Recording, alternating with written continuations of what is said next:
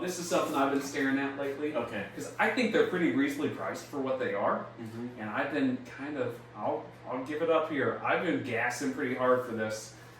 A vintage, like mid-60s Fender Pro Reverb. What got you thinking about that? Well, I got into it, so I was watching some Guthrie Trap stuff here a while back, and he's back to playing his old Fender Pro Reverb. I looked back, this is a long time ago now. So this is not the silver face reissue, because they just did that for No interest in that. Because you can find some of these vintage Pro Reverbs for in the ballpark of like $2,500. It's a 212, like black face, like, exactly what you want for a really reasonable price.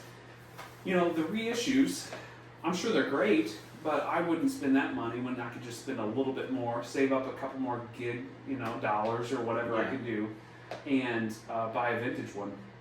But 212s is the only downside for me. Yeah. Because that's getting big. It's heavy. But it's not as, and it's a backbreaker. It's not as loud as like a Fender Twin. You could actually turn it up a little bit more.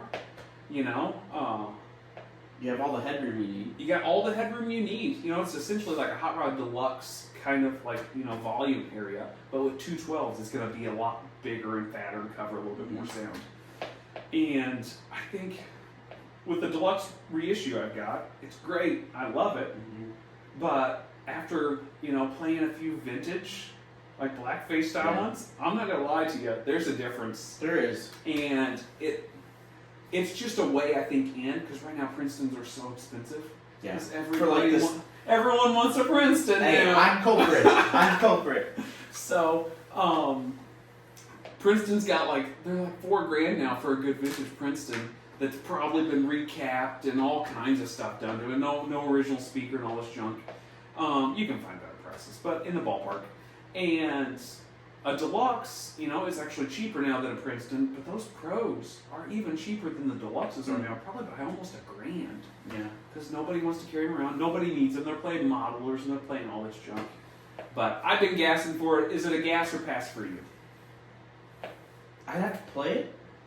I'm not going to discount it. I see your point. It is better than the Twin. Because I'm not carrying that Twin. No. 80 pounds? Yeah, forget that. With standards, not JBLs. Yeah, no kidding. I mean, to me, it does everything I need it to.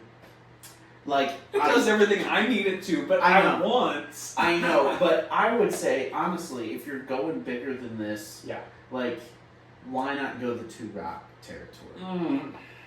Why? I mean, it is a very different spectrum, don't get me wrong. Pro Reverb and 2-rock are not even the same category. Right. But I will say, if you're going to break your back anyways, you might as well just go with that 2-rock. Yeah. That's my opinion. Yeah. But, I also am not a huge, I like Princetons, I like Deluxes. Yep. I've never been a big super fan. I'm not a big Twin fan.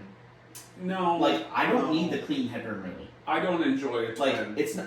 Casey, when are we ever going to play a place where we can actually turn that Pro up? When is a Pro? Yeah, a Pro, it would be hard. Yeah. It'd be hard. I would be thinking about getting a Dr. Z brake light to screw into the back so I could hook it up. Yeah, let's modify that amp because we all know it sounds better that way, right? I know, but you know what I'm saying. It's not a modification that will stay that, it's not going to mess anything up. But it's definitely not going to sound the same as it turned out. No. It's hard to turn up a Deluxe in an average venue today. That's why the Princeton's so popular. Right, and that's why the Twins are so cheap right now, I guess. But so I think pass.